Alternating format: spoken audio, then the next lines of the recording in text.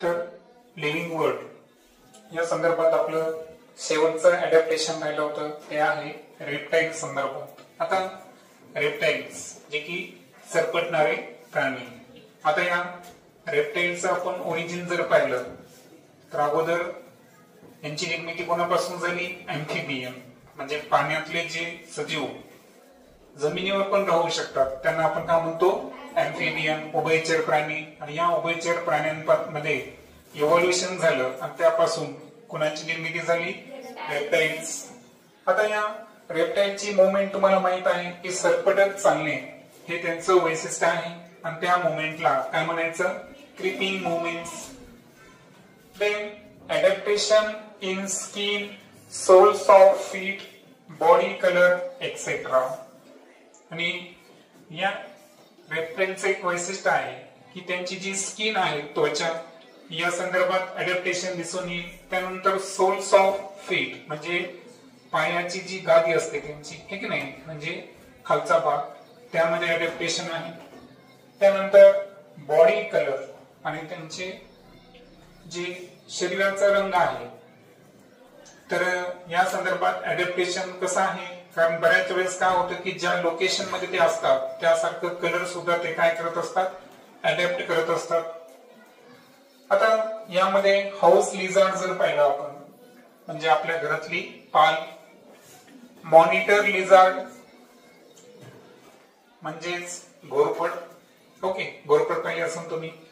तर ही जी घोरपड आहे, house lizard म्हणजे जी पाल आहे, तर ही क्लॉड टोज म्हणजे यांची जी नखेयुक्त यांची काय असतात? टोज असतात. ओके, म्हणजे तर यांचे जे पंजे आहेत ना, टोज, हे क्लॉड म्हणजे नखेयुक्त आहे, म्हणजे त्याला काय प्रेझेंट असतात? नेल्स, क्लॉज प्रेझेंट असतात.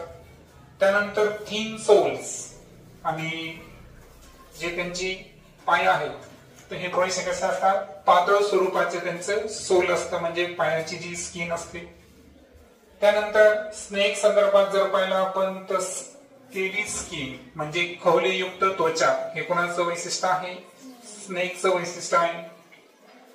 त्यानंतर हाऊस लिझार्ड असेल, गार्डन लिझार्ड. आता हाऊस लिझार्ड सांगितलं मी तुम्हाला, पाल आहे. गार्डन लिझार्ड म्हणजे काय? ज्याला आपण सडा म्हणू. क्रोकोडाईल, मगर असेल. Use their muscle for creeping. आता क्रिपिंग साठी त्यांचं एक वैशिष्ट्य आहे की ते पुढे स्वतःला ढकलण्यासाठी कशाचा वापर करतात? स्वतःच्या स्नायूचा वापर करत असतात. येते लक्षात?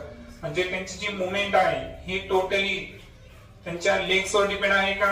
नाही. तर क्रिपिंग मुवमेंटच्या दरम्यान त्यांच्या शरीरातले जे मसल्स आहेत, स्नायू आहेत, या स्नायूंचा देखील ते काय करत असतात? यूज करत असतात, वापर करत असतात. सो ओव्हरऑल रेप्टाइल्स बद्दल आपण जी इन्फॉर्मेशन पाहिली त्यामध्ये काय काय पाहिलं बरं आपण? मुवमेंट कोणत्या टाइपची आहे? क्रिपिंग मुवमेंट्स आहे, स्किन असेल, soles of feet, body colour, या संदर्भात एक डिफरंट टाइपचं अडॅप्टेशन त्यांच्यामध्ये आहे. त्यानंतर हाऊस लिझार्ड आणि मॉनिटर लिझार्ड म्हणजे जी पाल आणि घोरपड आहे तर त्यांना नखेयुक्त पंजे आहेत त्यांचे म्हणजे क्लॉड टोज आणि थिन सोल्स आणि पातळ असे त्यांचे काय असतात? सोल्स, पाय असतात. त्यानंतर स्नेक्स जे आहे त्यांची त्वचा कशी आहे? स्केली म्हणजे खवलेयुक्त त्वचा आहे. आणि हाऊस लिझार्ड पाल असेल, गार्डन लिझार्ड सडा असेल, क्रोकोडाईल, मगर असेल, तर हे क्रिपिंग मुवमेंट साठी कशाचा वापर करतात? त्यांच्या स्नायूंचा वापर करतात. यानंतर आपल्याला एक ऍक्टिव्हिटी दिली पहा की पुढचं अडॅप्टेशन कशा संदर्भात आहे त्या संदर्भात एक चार्ट दिलं होतं आपल्याला, है ना. एक ऍक्टिव्हिटी दिली आहे इंटरनेटवर आपल्याला, ती तुम्हाला इंटरनेटवर करायची की वेगवेगळ्या प्रकारचे तुम्हाला अॅनिमल्स घ्यायचे आहेत आणि ते कशा पद्धतीनं पुढे ऑब्टेन करत असतात या संदर्भातली ही ऍक्टिव्हिटी ती तुम्ही करा. परंतु एक चार्ट दिलाय आपल्याला ज्यामध्ये अडॅप्टेशन, त्यानंतर ते अडॅप्टेशन करणारे अॅनिमल्स आणि त्या अडॅप्टेशनचा त्यांना काय वापर आहे ते आपल्याला इथं आपण लर्न करू. पहिल्यांदा आहे शार्प टीथ, टोकदार दाते. आपण कोणामध्ये बघतो बरं? लायन्स, टायगर, चिता असेल, बरोबर आहे का, जे हिंस्र प्राणी म्हणू आपण ज्यांना, आहे की नाही, त्यांच्यामध्ये आपल्याला काय दिसून येतील, शार्प टीथ. आणि त्याचं अडॅप्टेशन काय बरं, कारण त्यांना काय करायचं आहे, टिअर द फ्लेश, म्हणजे एखादं भक्ष्य त्यांना सापडलं तर त्याचा मांस फाडून खाण्यासाठी, बरोबर. ते कशाचा वापर करतील, शार्प टीथचा. हे अशा पद्धतीच्या एनिमल्स मधलं काय आहे, अडॅप्टेशन. त्यानंतर लॉंग अँड पॉइंटेड बीक, म्हणजे चोच लांब पण आहे आणि टोकदार पण आहे, असं हे अडॅप्टेशन आपल्याला कोणामध्ये दिसेल, wood peckers and humming birds, सुतार पक्षी आणि एक हमिंग बर्ड्स आहे. तुम्ही नेटवर सर्च करा, तुमच्या लक्षात येईल. तर या दोन बर्ड्स मध्ये तुम्हाला काय दिसून येईल,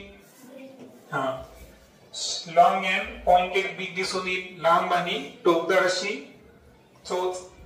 आता याचा वापर तुम्हाला माहिती की सुतार पक्षी, तर नाव सुतार का पडलं, कारण जे झाडाची खोड असतात, ट्रंक असतात, है ना, तर त्या खोडावर काय करतं ते बरं, ड्रिलिंग होल्स, तिथं छिद्र पाडत होतो, त्यासाठी त्याला त्या लॉंग अँड पॉइंटेड बीकचा वापर होतो.